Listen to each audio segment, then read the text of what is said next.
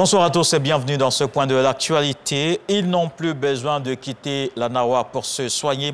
Le Premier ministre a procédé à l'inauguration de l'hôpital général de Meyagui, un établissement qui offre désormais des soins de qualité à la population. Ce centre dispose de tous les équipements pour mieux s'occuper des malades. Alexis Oudraogo. Voici l'hôpital général de Meyagui. Coût d'exécution, 24 milliards de francs CFA, dont 7 milliards pour l'équipement de pointe. Ce mercredi, la population venue en grand nombre accueillir le chef du gouvernement crie son bonheur. Avec elle, les autorités de la ville, car Meyagui, forte zone de production de cacao mais aussi d'EVA, accusait un retard important de développement, aujourd'hui en cours de résolution. Désormais, vous aurez tous les soins dans notre hôpital départemental de Meyagui, qui n'a rien à envier à un centre hospitalier régional. Ne craignez pas pour le coût des prestations, puisqu'il s'agit avant tout d'un hôpital public. Les tarifs sont les mêmes pour tous. Bâti sur 5 hectares avec une douzaine de services intégrés, le centre, selon le ministre de la Santé, s'inscrit dans la vision du chef de l'État d'améliorer la prise en charge sanitaire des populations. Nous envisageons, à travers la mise en place de ce type d'établissement et des différents établissements de santé de proximité des différents départements du pays, développer un continuum de soins, un réseau de soins de proximité pour adresser localement au moins 80% des besoins de nos concitoyens en santé. Échange de dons des populations reconnaissantes et du Premier ministre. Quand il s'avance au pupitre, Patrick Haché salue la mobilisation autour de la politique de développement initiée par le chef de l'État. Le nouvel hôpital général permettra d'offrir des soins de qualité aux populations de la ville de Meyagui, mais à toute la région de la Nawa. Les femmes, les jeunes, les enfants, à compter d'aujourd'hui, vos soucis de santé sont terminés. Toujours le mot pour un contrat nouveau de confiance entre personnel de santé et population. On parle souvent du nombre de lits, de l'expérience des plateaux techniques, des équipements. Mais on ne peut oublier qu'il ne serait rien sans les hommes et les femmes qui vont lui permettre de jouer pleinement leur rôle. Mais vous aussi, quand on vient, accueillez-nous bien. Vous aussi, quand on vient... Bon, ils disent qu'ils ont compris.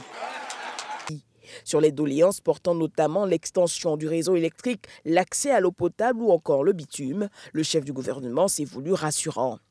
Avec son Excellence, Monsieur le Président de la République, nous le disons et surtout, nous le faisons.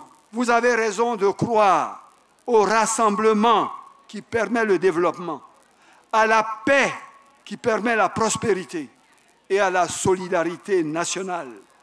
Parce que c'est dans cette paix, cette concorde, cette entente, cette fraternité seule qu'un édifice comme ça peut voir le jour.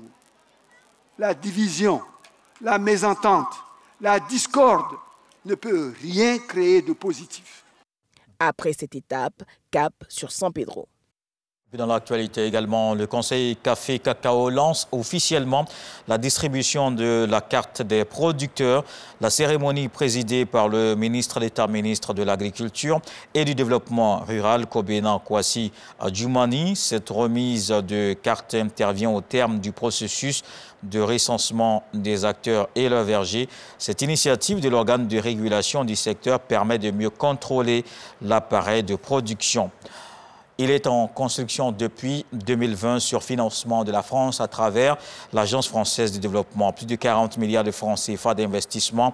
Au final, le marché de Boaké sera le plus grand couvert d'Afrique de l'Ouest avec plus de 8000 points de vente.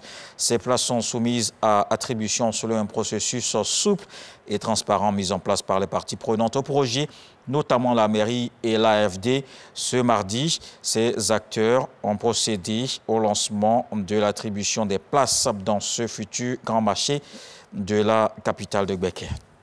Dans le reste de l'actualité, l'ancien Premier ministre guinéen Ibrahim Kassori Fofana ainsi que 3 anciens membres du dernier gouvernement d'Alpha Condé ont été inculpés et placés sous mandat de dépôt à la maison centrale de Conakry ce mercredi.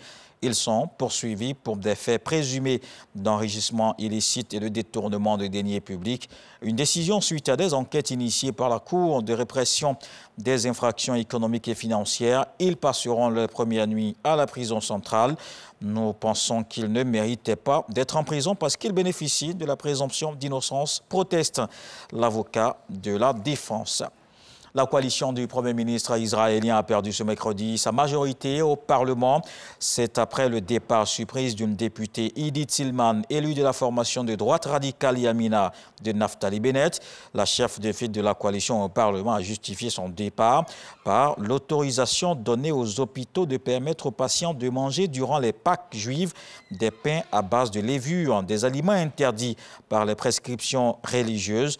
De ce fait, la coalition gouvernementale n'a plus le soutien que de 60 élus, un seul sous le seuil de la majorité. Voilà pour les flashs d'information. Je vous donne rendez-vous à 20 h pour le journal. À suivre les infos régionales.